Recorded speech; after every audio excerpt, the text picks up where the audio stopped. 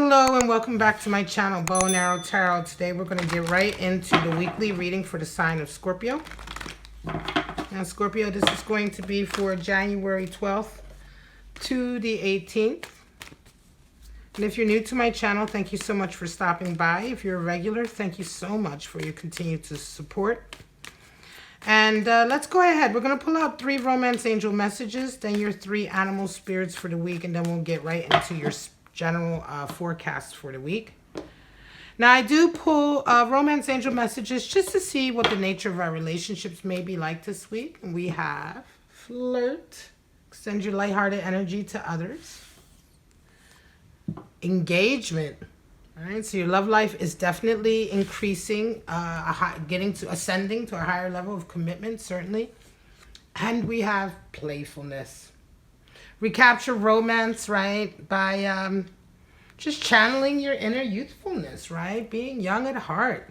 Now, we won't know so much about these messages for you. They're pretty self-explanatory. We'll know more once we get into your actual spread. So let's pull out your animal spirits for now. Now, animal spirits can come in the form of energy being available to you, stages in your life that you're entering into, or individuals that you may be dealing with. In either case, just take what applies to you, Scorpio. If it doesn't resonate for you, it's not for you, and that's fine.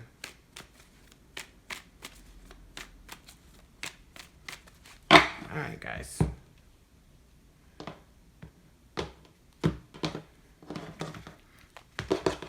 Don't forget to check out your other readings. They're all linked in the top of the description. 2020 Love Outlook, 2020 General Outlook, and your January Love Reading. The Camel. Fire energy. The Fire Ant. More fire energy. And the Unicorn. Wow. Associated with the 6th chakra, which is the 3rd eye. Also a elemental ether or spirit animal. So let's get right into it. I love the camel. I am a Sagittarius myself, and I absolutely adore the camel energy because this is the highest card in the deck for independence, right? Self-reliance. The camel is absolutely sort of a survivor, you know, that's it. The camel is a strong survivor. Everything it needs, it has within itself, right? Its desire to move forward, its confidence. When it feels tired or drained, it can just tap its inner reserves, right? And so this is an extremely resourceful, self-reliant animal spirit, right? The camel is interesting because that you would have the camel, also the fire ant, because the camel is one of these animal spirits that is able to remain cool in the face of a lot of anger and heat.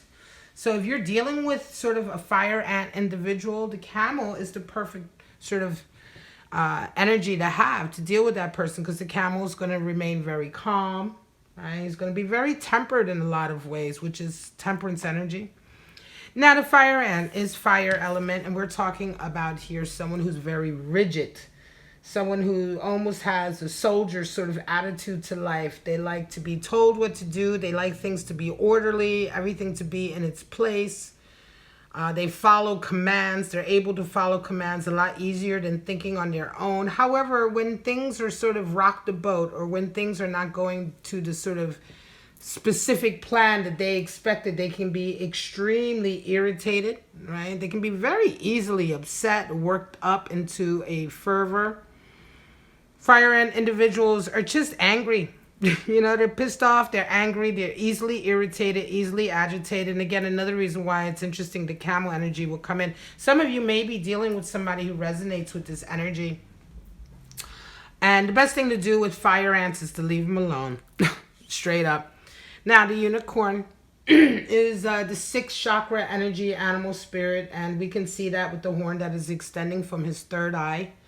The unicorn is all about welcoming magic into your life, but you can't really invite magic into your life without faith, right?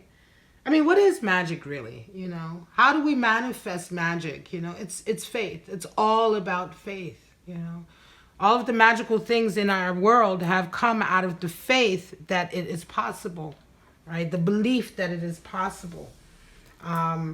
If you believe in other people, you know, having the ability to hex you or to put negative juju on you, then they will hex you and put negative juju on you. If you don't believe in other people's magic, then they can't hurt you. I mean, it really is as simple as that.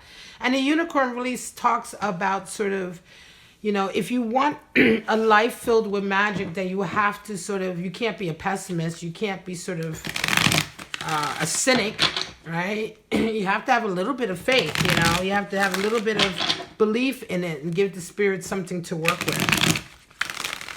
So unicorn energy really talks about opening ourselves up to the possibilities of magical things happening, of beautiful things happening in our lives that are unexpected, and just having that little bit of faith to move forward. That will also increase your ability to work with your third eye. If you're seeking to sort of increase your extrasensory perception or open up your third eye so that you're more open to other messages and energies coming in, you have to believe that it is already open to a certain degree, or you have to at least believe in this possibility for it to sort of get the ball rolling, you know. So let's get right into your weekly spreads, my lovely Scorpio.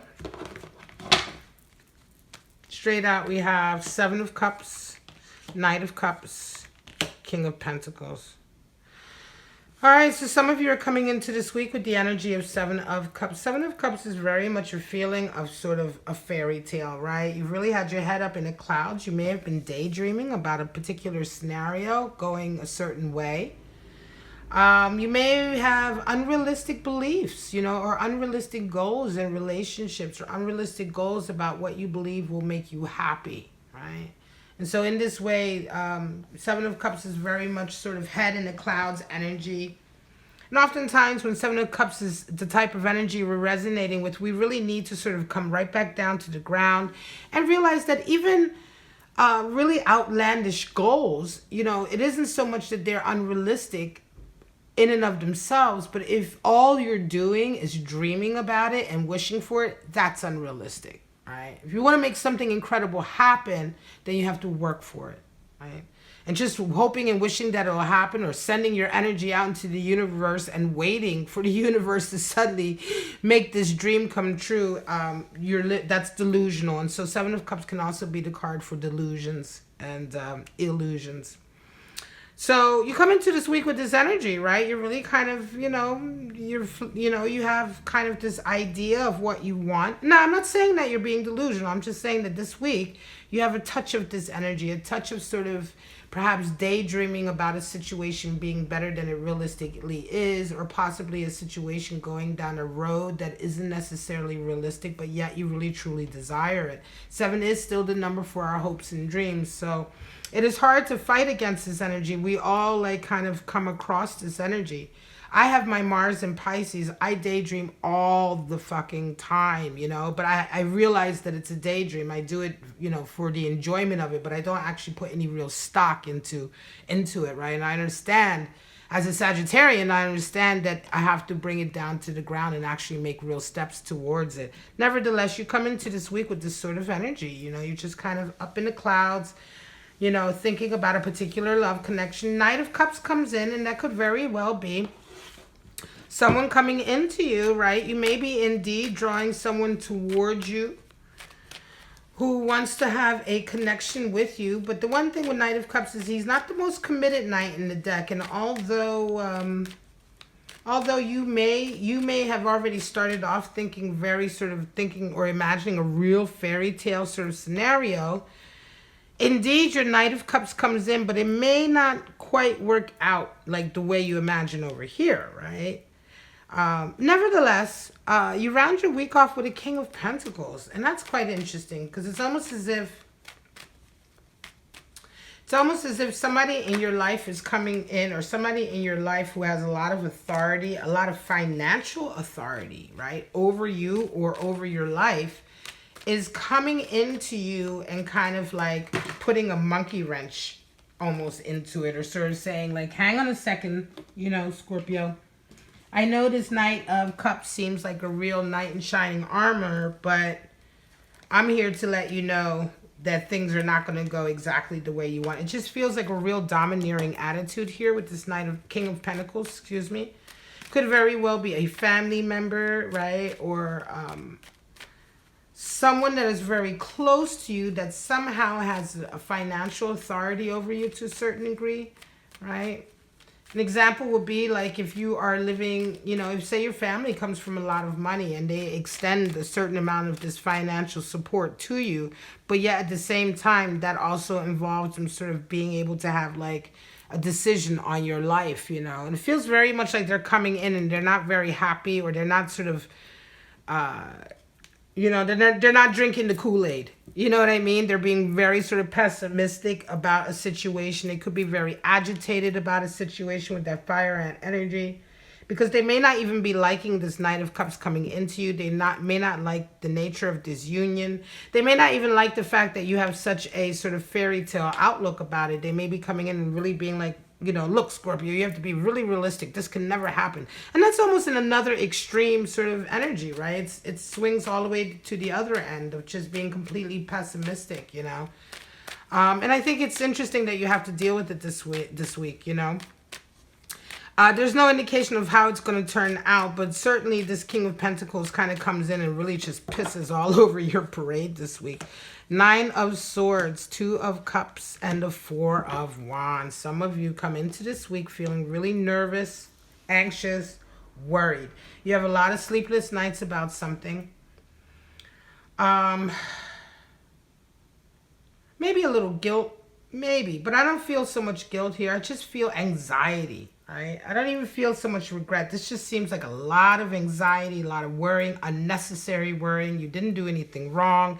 Nothing's going to go wrong, but you're worried everything's going to go wrong. I wonder if this is one of you Scorpios out there who is waiting for an engagement or waiting to be asked to get married. It feels like that kind of anxiety, you know. What am I going to do? Is it going to happen? I want it to happen, but if it does happen, I'm really nervous. It's just like a ball of chaotic sort of energy here of like just being nervous, right? But you come into the week with the 2 of Cups, and somebody indeed sort of, there's an engagement, right? There's a connection. There is a decision to come together, to be boyfriend and girlfriend, you know, to be husband and wife, you know, whatever the case is. It's like, oh, it's very nice, balanced. Everything you thought you were afraid of, you find out there's no need to be afraid of it. And you really round off your week with a strong 4 of Wands. This seems like a new connection. Feels very much like it could be a new love connection that very quickly has turned into like a strong, stable soulmate connection. It's like one of these whirlwind sort of romances, you know. You met 2 months ago, and right away, you know, one of you is asking the other one to get married, and they say yes, and it just goes on and on like that. It just gets, again, it's a snowball effect, you know. And it just starts, it seems like a real sort of fairy tale romantic idea about a particular love connection. Of course, you're worried about what's going to happen, because I think in the back of your mind, you feel that this person is wanting to have a higher level of commitment with you, right? And this just feels so strongly like somebody's going to be asked to get married this week. It's just that simple. And you know you're about to be asked, so you're certainly worried about it, right? You may be the one doing the asking, right? You're worried about how it's going to turn out. And nevertheless, it turns out with a 4 of Wands, 11-11, a really strong connection of mutual respect and love. Really beautiful. King of Wands, 7 of Pentacles, 9 of Wands. So some of you very much are coming into this week with a goal or a vision for your future, right? King of Wands is all about having a vision. It's very idealistic. He follows his heart to a fault, right? He will not sort of engage in anything that isn't to his sort of passion, that he doesn't feel passionate about. He understands the nature of manifesting his passions here in the material world. He understands what it takes. He understands that you have to be purposeful about it, and that you have to be single-minded and focused, right? That you have to focus your passion, and that you have to be careful about the decisions that you make. He's the ultimate leader, the King of Wands, and he leads by example. You know, he's very much sets the example for those around him about how to, you know, how to manifest what you need in your life, how to be in control of your life, how to be at the helm of your own ship, you know. It's very strong, very idealistic.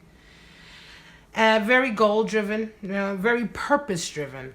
Now, you come into the week with a Seven of Pentacles, and you do have a feeling almost of like sort of failure in some area. Not really so much failure, but maybe missing the mark.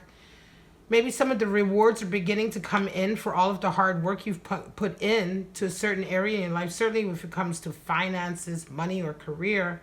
And it feels like you're just shy of the bar, or you're just shy of the goal that you wanted to reach, right? And you sort of reevaluate, you know, it's also all about reevaluating, you know, is this really the dream that I want for myself? Is this really, you know, the goals that I imagined after all of this work? I've been tending this garden for so long, and this is it. This is what I got, you know, and it's a feeling of sort of, you know, wah, wah, wah, you know, like this is not what I wanted, you know, and perhaps it's time to sort of reevaluate what it is you truly desire and what it takes to get there.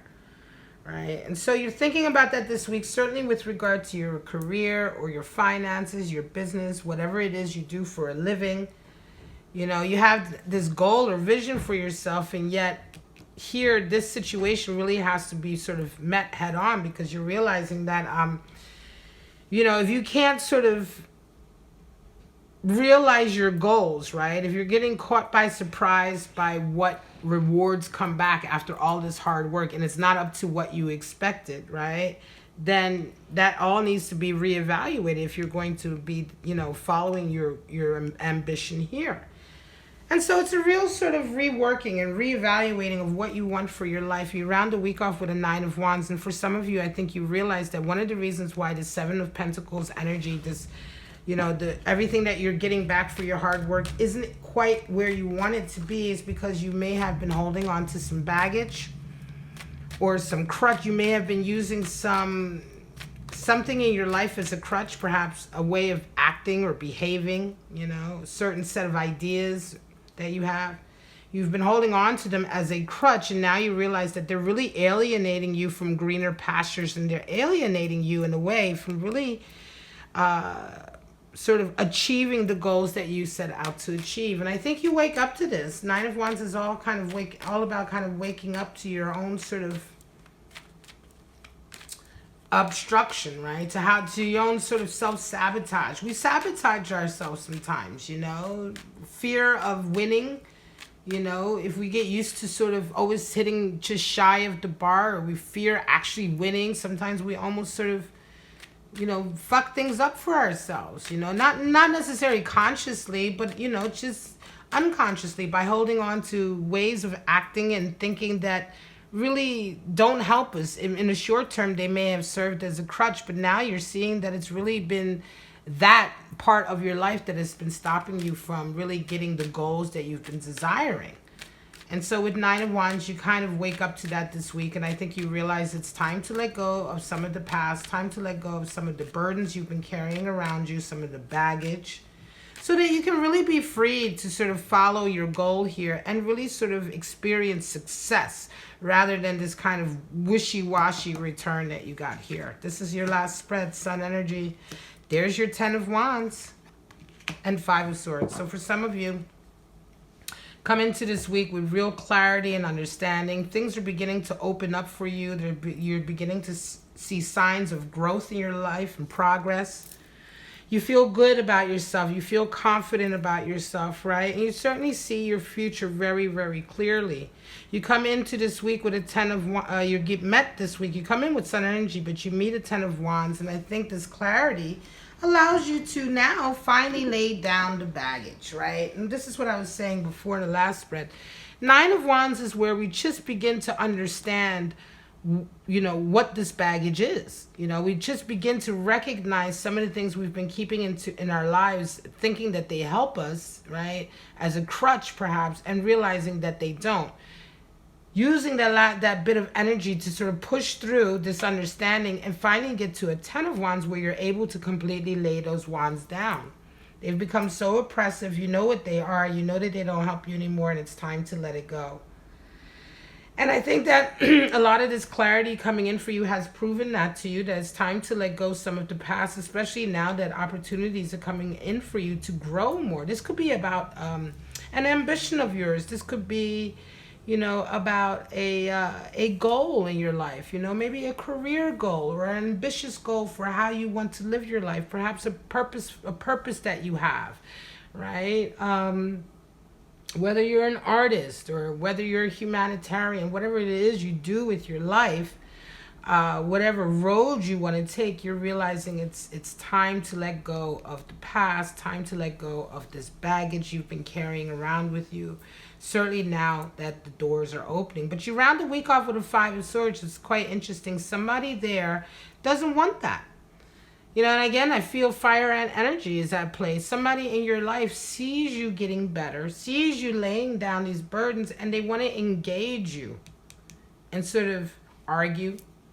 They want to sort of, you know, dominate you in a lot of ways. They want to win, you know, win at all costs. And they see that you're winning. You've done a long play and you're winning now in a lot of ways. You know, whenever we heal or we let go of some of the past, this is a win, right? And sometimes when we are sort of progressing or doing healthy things for ourselves, doing healthy things for our emotional state and our mental state, our spiritual state, certainly when we're letting go of toxicity and we're healing, which this is all, you know, the Sun and Ten of Wands is beautiful energy for healing. Some people are drawn to that, you know, because their life is so vacuous, you know. So when you have so much going on, it's almost like they're sucked towards you because they want some of this, right?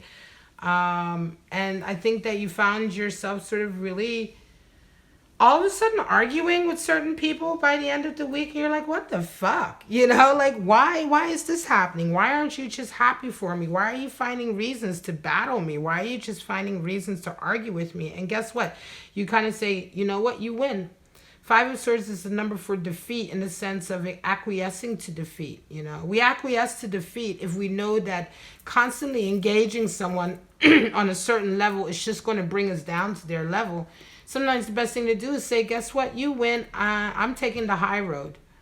You know, and they're left with their sort of hollow victory, right? You can see him there. He looks ridiculous. He has his three swords. He didn't play fairly. Everybody else has walked away from the battle in disgust and getting on with their lives. And it's like, okay, well, you know, I hope you're happy, but I'm moving forward, you know, with real intention and real progress. And I think that this is a real wake-up call. Some of you are going to be waking up to friends in your life that don't mean you well, right? People in your life that really... whenever, and I think one of the things that you're going to see with this clarity coming in from the Sun is that how many, you know, or how much some people in your life have always sort of sought to sort of bring you down. Whenever there's been any sign of you sort of progressing forward, all of a sudden they want to act a fool. They want to show their ass. They want to distract you with this sort of energy, and you're not there for it. All right, guys. This is your reading January 12th to the 18th for Scorpio. I hope you enjoyed it. If you did, please like, subscribe, and share.